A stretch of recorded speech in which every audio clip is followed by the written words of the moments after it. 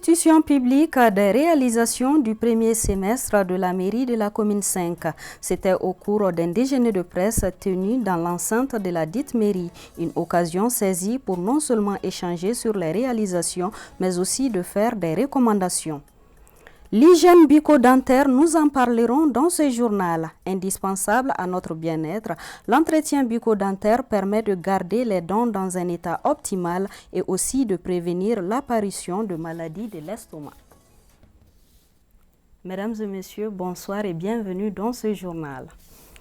La mairie de la commune 5 du district de Bamako vient de tenir son traditionnel déjeuner de presse, occasion de faire le bilan des réalisations faites du 1er janvier au 30 juin 2024. Sur plus de 8 milliards de recettes de fonctionnement, 4 milliards 500 millions de francs CFA ont été investis. Cheikh Oumar Kamara.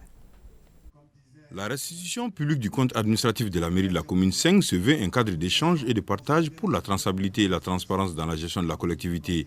Cette 13e édition affiche comme résultat la consolidation des acquis des exercices antérieurs et la poursuite de la mise en œuvre du programme de développement économique, social et culturel. C'est un exercice habituel.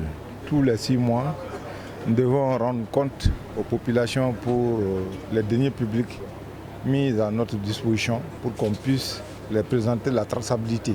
C'est cet exercice qu'on a commencé histoire de rendre compte aux 600 000 habitants pour qu'elles puissent se mobiliser pour la restitution dans les quartiers qui va commencer le lundi prochain. Les journalistes ont dit que ils sont pris au dépourvu et c'est réel. Quand vous voulez partager une information avec quelqu'un et que vous voulez que vous soyez au même niveau d'information, il est clair qu'il y a un temps pour remettre le document. Ça, je les concède ça et nous ferons l'effort pour qu'ils puissent lire, recouper et préparer même les questions. Et les critiques, nous les recevons. Nous sommes disponibles pour ça parce que nul n'est parfait. Et nous osons espérer que la presse peut nous aider aussi à corriger nos imperfections. Les hommes des médias et ceux des collectivités ont échangé sur beaucoup de sujets, notamment la gestion des déchets, des cas des personnes qui n'ont pas de carte NINA pour l'identification des cartes SIM et la collecte des taxes pour la dite collectivité. Moi je pense que c'est une bonne chose. Aujourd'hui en tout cas on est venu, donc, comme d'habitude, donc les revenus sur les difficultés, donc le travail déjà fait au niveau donc, de la commune, les attentes et les perspectives. Donc en tout cas ce que nous avons attendu et ce que nous avons vu, à travers la société civile, à travers d'autres témoignages. Donc je pense que vraiment, ils sont en train de faire, comme on appelle chez les sportifs, ils sont en train de mouiller les maillots pour la commune. Je demande tout simplement aux autres localités vraiment de respecter les textes. Parce que c'est réglementaire. Obligatoirement, si tu gères la chose publique, donc il faut vraiment restituer.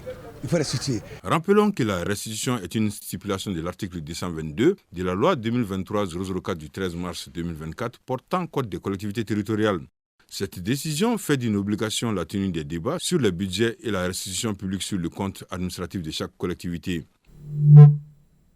Remise de vivres à des victimes des inondations à Bamako. C'est à l'actif de la plateforme Anko Mali.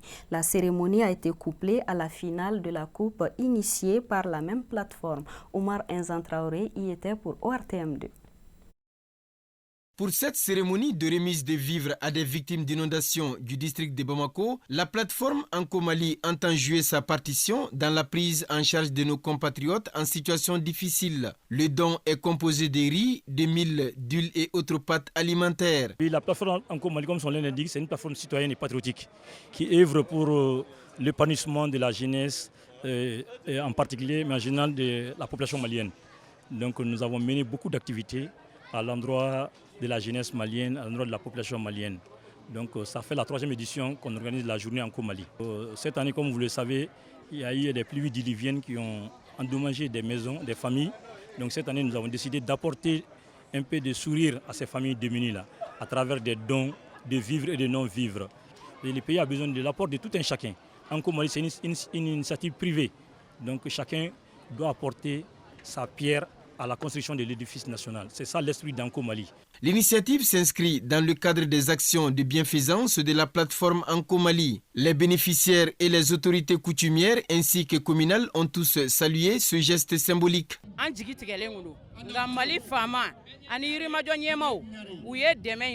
Nous étions dans la déception suite à ces inondations, mais grâce à l'appui de nos autorités et des responsables de Yirimadio, nous avons oublié notre calvaire. Nous avons reçu toutes sortes de dons. Nous ne pouvons que les remercier pour leur soutien.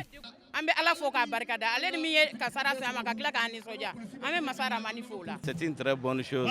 Au nom du chef de quartier, je remercie le président du mouvement et l'ensemble des invités. Et cette activité vraiment soit perpétuée au sein de Yirimadio. Ça permet vraiment d'assembler toute la population de Yirimadio. Même en dehors même de ça, ça permet aussi de créer vraiment un espace de cohésion sociale, créer aussi la paix entre tous les Maliens et toutes les Maliennes. Selon le discours du président, Ango Mali est installé dans plusieurs pays, même en Europe.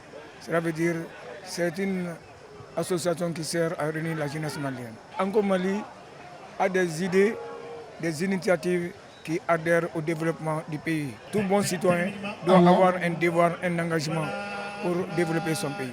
S'agissant de la finale jouée au cours de cette cérémonie, elle s'est soldée par le score de 2-1 à l'issue de la séance des tirs au but en faveur de l'équipe du CNJ de la commune 6 vêtue en jaune. L'équipe victorieuse remporte le trophée plus une enveloppe symbolique. Quant à l'équipe vaincue, elle a été encouragée. Les meilleurs joueurs et gardiens de la finale ont aussi reçu des cadeaux.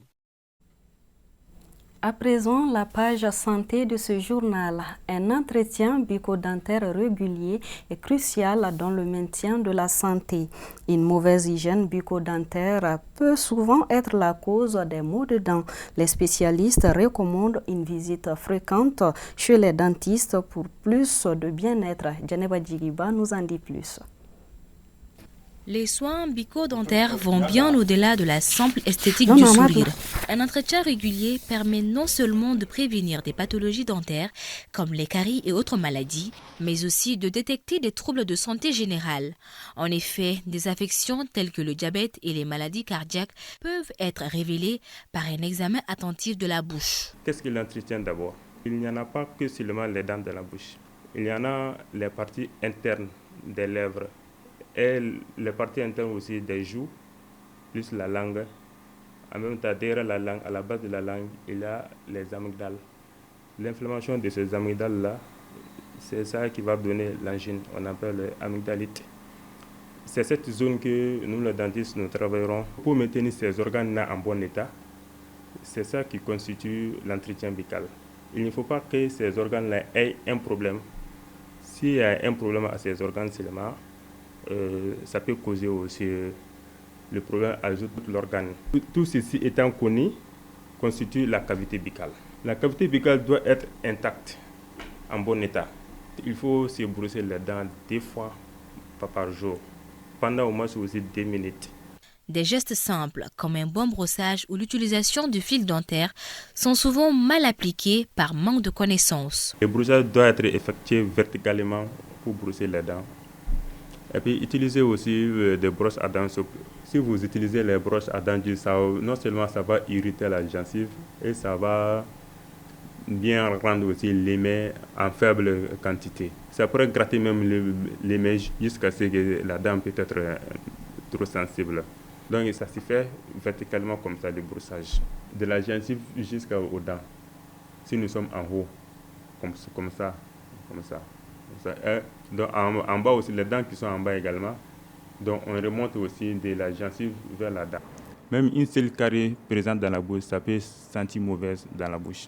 Raison pour laquelle on doit venir se consulter chez le dentiste au moins 2 fois par an, tous les 6 mois. C'est très important.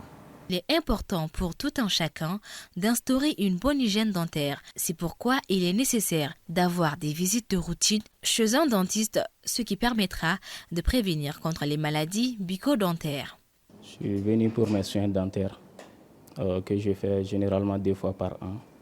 C'est pour garder une bonne hygiène bucco-dentaire et surtout éviter les problèmes d'estomac dans le futur. J'invite tout le monde à prendre soin de leur hygiène bucco-dentaire, minimum 1 fois par an, sinon 2 fois chaque 6 mois. C'est important quand même, c'est vraiment nécessaire de faire des soins dentaires de façon régulière Voilà, ça permet de garder la bouche saine. Intégrer les entretiens bucco-dentaires réguliers dans votre routine de santé n'est pas une option mais une nécessité. Votre sourire mérite toute l'attention qu'il mérite. C'est parti pour la première édition du tournoi de la diversité, une compétition de football organisée par le réseau des jeunes leaders du Mali pour la paix et la cohésion sociale.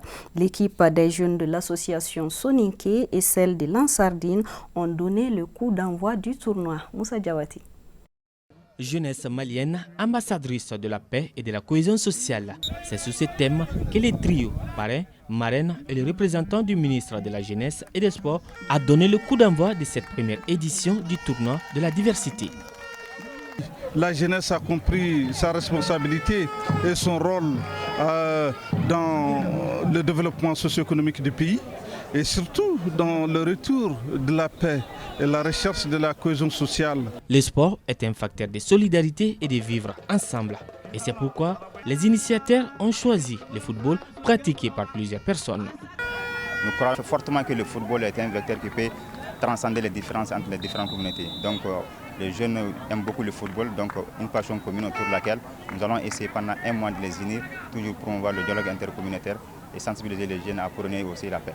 L'initiative de cette première édition est saluée à juste titre. Voir les jeunes de tous les groupes ethniques du Mali, de toutes les communautés se réunir pour parler de paix et cohésion sociale à travers le football, c'est un sentiment de fierté pour moi de voir qu'il y a des jeunes qui peuvent prendre la situation en main. Au terme du temps réglementaire, les jeunes de l'association Soninké en orange remportent ce match d'ouverture par le score de 2 buts à 0. Il est à noter que ce tournoi se disputera entre 16 équipes et la grande finale est prévue dans un mois. Ainsi s'achève ce journal. Merci à vous de l'avoir suivi. Bonne suite des programmes sur ORTMD.